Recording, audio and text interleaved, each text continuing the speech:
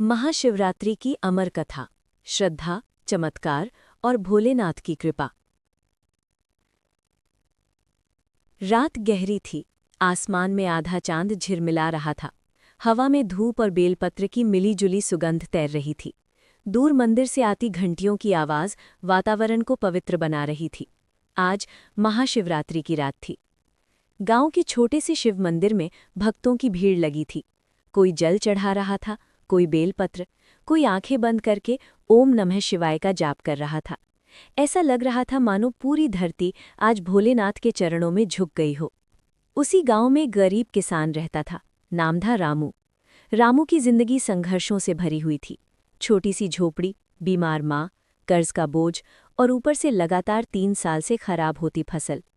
कई बार उसे लगा कि अब सब खत्म हो चुका है, लेकिन उसकी माँ हमेशा कहती, बेटा, जब सब रास्ते बंद हो जाएं, तब शिव का दरवाज़ा खुलता है। रामू बचपन से भोलेनाथ का भक्त था, परंतु पिछले कुछ सालों की कठिनाइयों ने उसके विश्वास को हिला दिया था। वो पूछता, भोलेनाथ, अगर आप सच में हैं तो मेरी पुकार क्यों नहीं सुनते? उस रात महाशिवरात्रि के अवसर पर उसकी माँ ने कांपते हाथों से उसे पुकारा, बेटा, आज की रात जागकर पूजा करना, सच्चे मन से, सब ठीक होगा। रामू के पास पूजा के लिए ज्यादा कुछ नहीं था, बस एक लोटा पानी, कुछ बेलपत्र और टूटे मन की सच्ची श्रद्धा। वो रात के ठीक 12 बजे मंदिर पहुंचा, घंटी बजाई और धीरे से शिवलिंग पर जल अर्पित किया। भोलेनाथ, मेरे पास कुछ नहीं है देने को, बस मेरी आस्था है। अगर मेरी कोई गलती है तो क्षमा करना, पर मेरी माँ को ठीक कर दो। उसकी आंखों से आंसू टपकने लगे और वे आंसू भी शिवलिंग पर गिर पड़े। कहते हैं, महाशिवरात्रि की रात भगवान शिव स्वयं पृथ्वी पर विचरण करते हैं और अपने सच्चे भक्तों की परीक्षा लेते हैं। अचानक तेज हवा चलने लगी, दीपक की लौ तेज हो गई और मंदिर में एक अजीब सी शांति छा गई। रामू ने महसूस किया जैसे कोई उसके पीछे खड़ा है।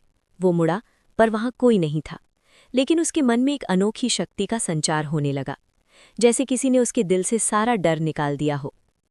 जब देवता और असुरों ने समुद्र मंथन किया, तब सबसे पहले निकला था भयंकर विष, हलाहल, जिससे पूरी सृष्टि जल सकती थी। देवता भयभीत हो गए, कोई समाधान न मिला।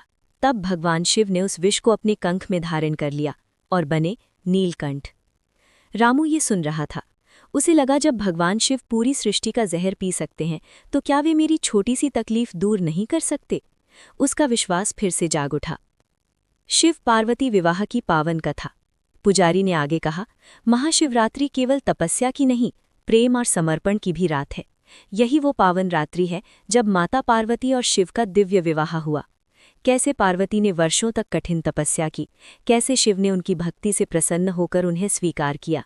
ये कहानी सुनकर रामू की आंखें भर आईं। अगर सच्ची तपस्या से माँ पार्वती को शिव मिल सकते हैं, तो सच्ची श्रद्धा से मुझे भी कृपा मिल सकती है। चमत्कार पर अनोखा। रात बीत गई, सुबह हुई। घर पहुंचते ही उसने देखा, उसकी माँ के चेहरे पर अजीब सी शांति थी। कई दिनों बाद वो मुस्कुरा रही थी। बेटा, आज मुझे बहुत अच्छा लग रहा है। धीरे धीरे माँ की तबीयत सुधरने लगी, लेकिन असली चमत्कार अभी बाकी था। गांव में एक किसान ने अपनी जमीन बेचने का फैसला किया।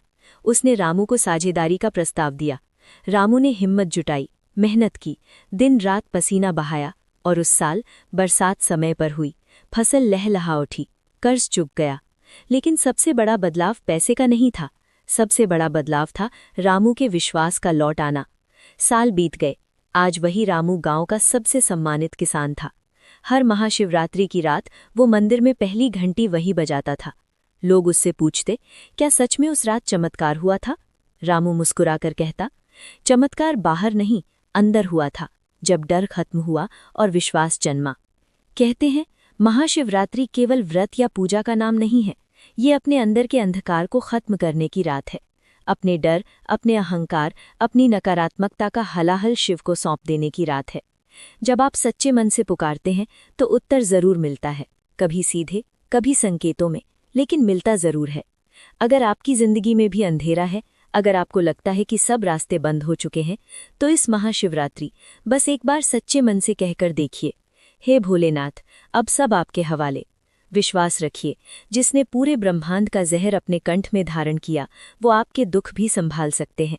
अगर आपके दिल में भी शिव के लिए सच्ची श्रद्धा है, तो कमेंट में ज़रूर लिखें ओम नमः शिवाय। वीडियो पसंद आए तो लाइक शेयर और सब्सक्राइब जरूर करें।